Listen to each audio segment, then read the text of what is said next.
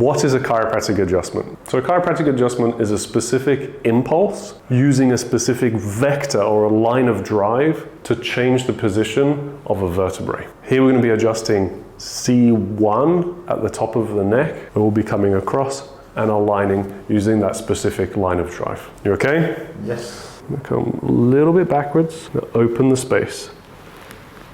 So we're taking that contact on the edge of the vertebrae, and we're going in, and we're loading through. Then just a little impulse, just like that. And with the Atlas, we're looking for 2 clicks, and that's exactly what we got with Mr. Hadri today.